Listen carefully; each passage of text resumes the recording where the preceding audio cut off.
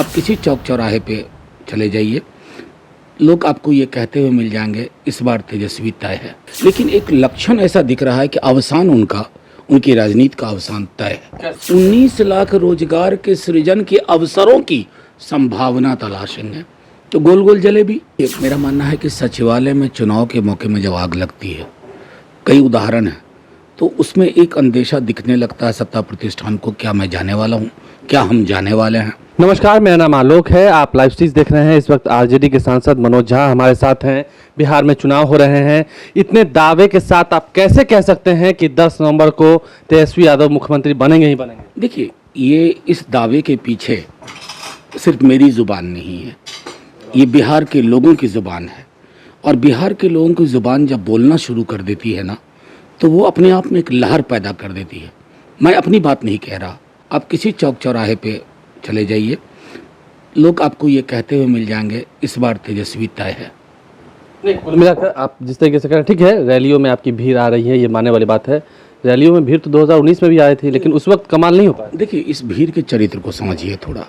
ये भीड़ पैसिव भीड़ नहीं है, ये इंटरैक्टिव भीड़ है, जो अपने नेता और नेता के द्वारा प्रस्तुत किए गए मुद्दों के इर्द गिर्द एक संवाद की प्रक्रिया में शामिल होते हैं।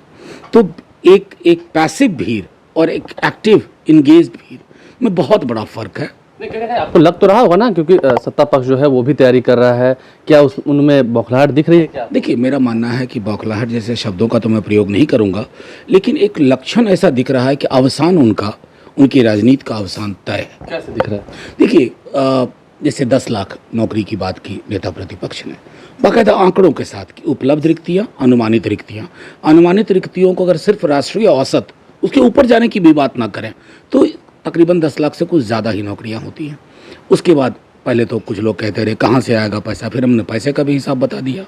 अब उसके बाद देखिए, बौखलाहट में उन्होंने क्या किया, 19 लाख रोजगार के सृजन के अवसरों की संभावना तलाशेंगे तो गोल गोल जलेबी, न रस, न चाशनी, न शक्कर।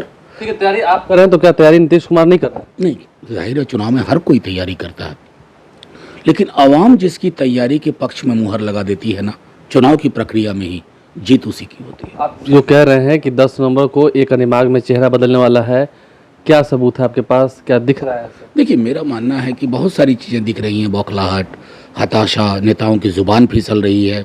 ऐसे शालीन लोग जो 15 वर्षों से शालीनता का कम से कम एक ओढ़ना ओढ़े हुए थे, आज उनकी शालीनता खत्म हो गई है। तू तड़ाक क्या करता है, क्या बोलता है। ये भी आरोप लगा दिया था ना आपकी पार्टी ने कि सचिवालय में जो आग लगा वो आग लगवाया गया। देखिए, मेरा मानना है कि सचिवालय में चुनाव के मौके में जब आग लगती है, कई उदाहरण है, तो उसमें एक अंदेशा दिखने लगता है सत्ता प्रतिष्ठान को, क्या मैं जाने वाला हूँ, क्या हम जाने वाले हैं।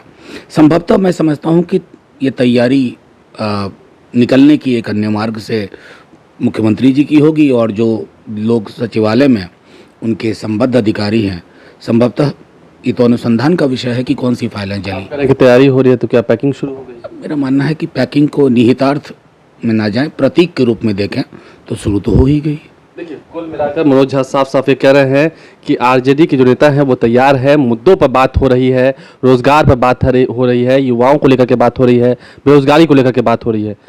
जहां तक बात सत्ता पक्ष की है, साफ साफ इशारों में मनोज झा भी कह रहे हैं, समझ आप भी रहे होंगे कि पैकिंग करनी शुरू कर दी है सत्ता पक्ष के लोगों ने।